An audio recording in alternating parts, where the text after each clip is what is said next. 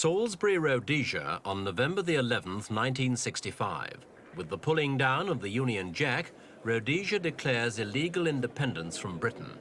Premier Ian Smith took the decision after Britain refused independence to his white minority regime, though he promised he would rule in the interests of all.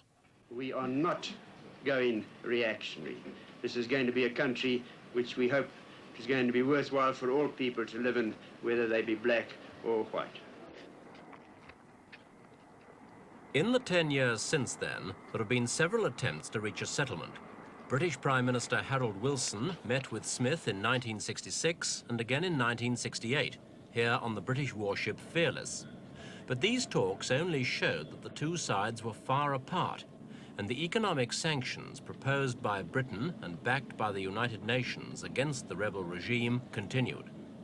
In 1972, a British Commission of Investigation in Rhodesia found the white and black communities in the territory still opposed to each other, and the situation appeared to be a deadlock.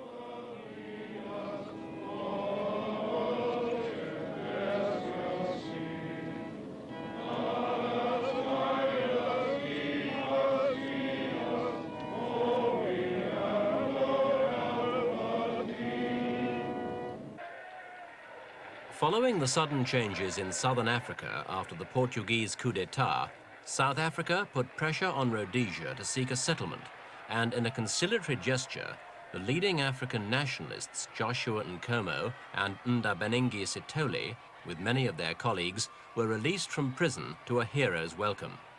With the possibility of a settlement, or even black majority rule apparently closer, the underground nationalist parties merged with the African National Council, then the leader of African opinion.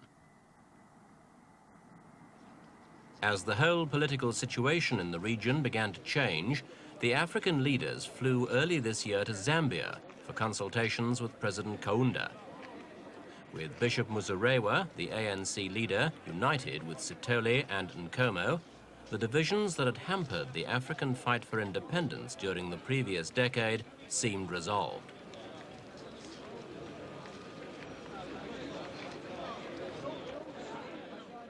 Despite the decision to release Nkomo and Sithole, there was little sign that the government of Mr. Smith was prepared to make any more major concessions.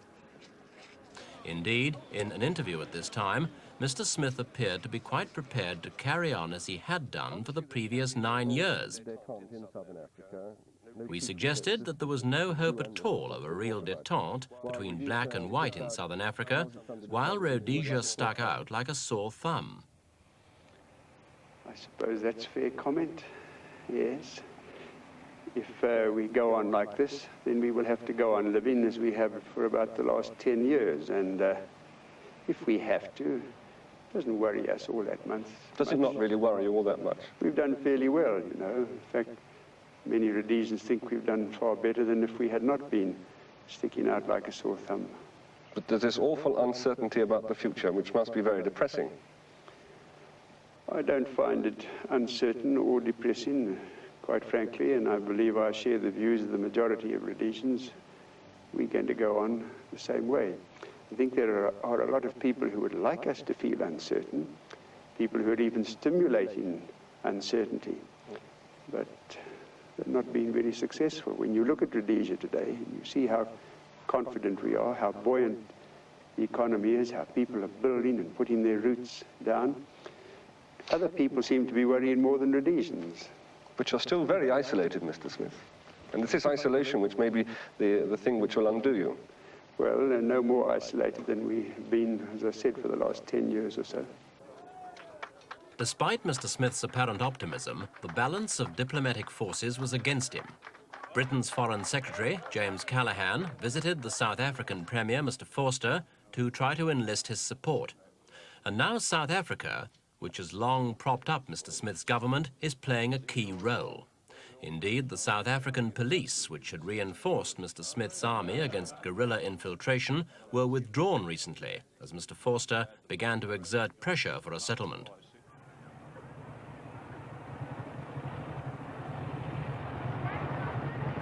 A further ominous step for Mr. Smith was the growth of unity between his African neighbours. President Kaunda of Zambia had both political and economic reasons for wishing to see an end to the white government to the south, and his old ally, Julius Nyerere of Tanzania, was another component of the new alliance, together with President Seretse Khama of Botswana.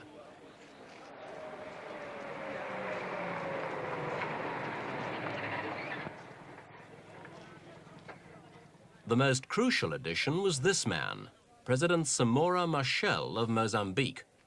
Mozambique became independent from Portugal in June, cutting off Rhodesia's vital supply line to the coast and making her virtually dependent on what could be brought in by land and by rail from South Africa. Machel, whose guerrilla group Frelimo had fought a 10-year independence struggle against Portugal, went on to promise full support to the Rhodesian nationalists in their campaign for majority rule. Today, Rhodesia has one safe link across Bight Bridge to South Africa. The rest of this rail network is controlled by black states determined to force a settlement. Mozambique's independence has given Mr. Forster and his settlement campaign a trump card. The card is one that South Africa has used. The Rhodesian economy, already hard hit by international sanctions, could not survive unless South Africa permitted the Bight Bridge route to be used for imports and exports. Moreover, Rhodesia's had to devote more money to defence, following the withdrawal of South African policemen in case the guerrilla offensive, virtually suspended after the release of Sitoli and Nkomo, resumes. In August, Mr. Forster, with the 4 African presidents, pressed for talks between the African National Council and Mr. Smith, which were held at the Victoria Falls on the Zambian-Rhodesian border.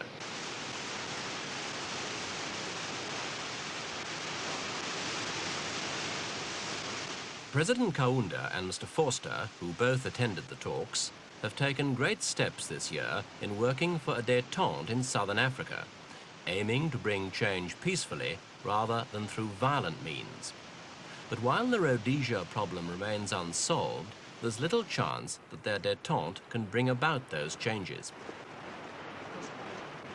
To prevent potential embarrassment to either of them, since they still have no formal diplomatic relations, and also to safeguard the position of Rhodesian ANC leaders who feared arrest, the talks were held in a railway carriage on a bridge spanning the Zambezi between Rhodesia and Zambia, between white and black ruled Africa.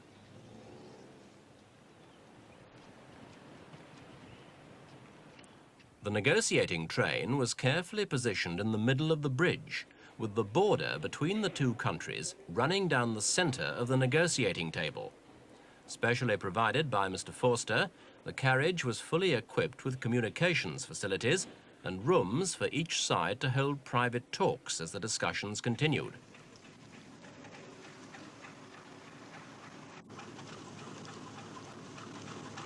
Hopes for the outcome of the talks were high at first, and for a short time it appeared as though the pressure that Mr. Forster was placing on the African nationalist side was having the desired effect of persuading them to reach an agreement.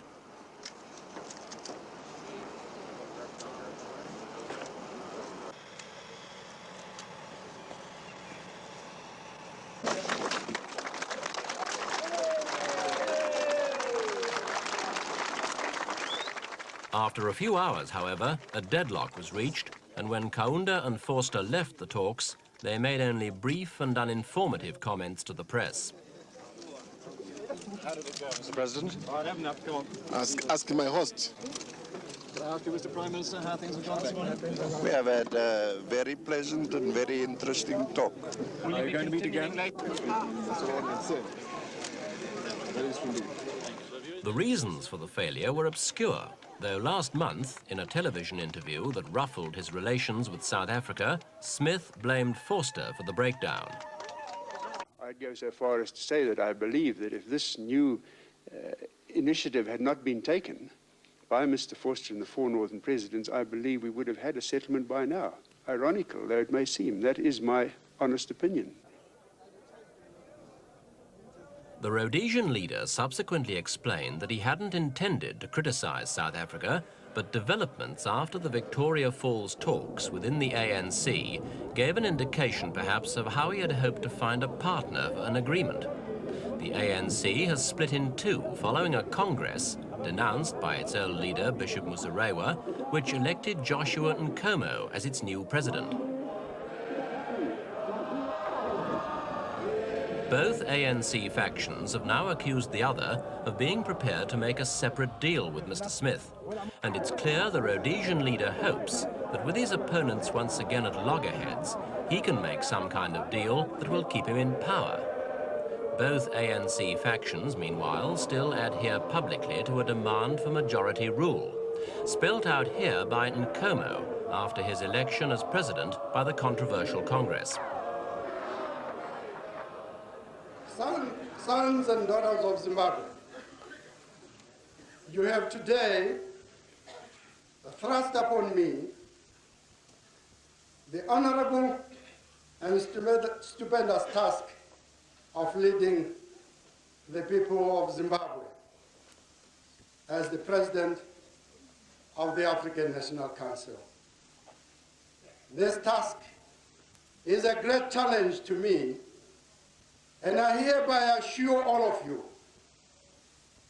and all the people of Zimbabwe that I dedicate my life now, as in the past, to the liberation struggle to achieve majority rule now and not tomorrow. Now.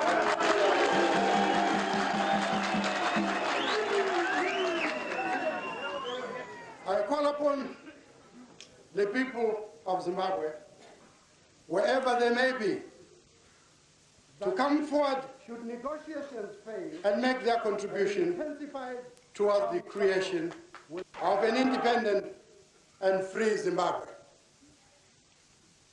I particularly call upon the young, that is the younger generation of this country, in whose hands the future of our country rests, to fully participate in the liberation of their fatherland.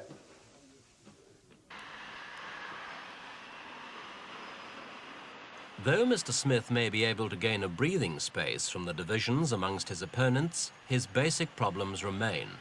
Thousands of white Rhodesians are leaving the country, and the economy, with the Mozambique link cut, is under growing strain.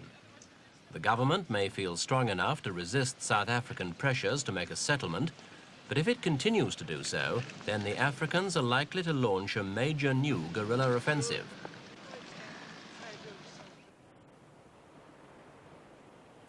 The crucial new front could be here, on the border with Mozambique. Since the front in the Zambezi Valley is also easy for the guerrillas to reactivate, Rhodesia's armed forces could be quickly overstretched. Already, there have been reports of hundreds of Africans slipping out of the country for military training, and also of Rhodesian casualties, officially through accidents, in the frontier zones. In the long run, outsiders feel, Mr. Smith has little hope of winning a protracted guerrilla war. Indeed, leaders of his armed forces have already warned him of the dangers of such a struggle. But unless a settlement is reached soon, it could be precisely that kind of war Rhodesia has to face.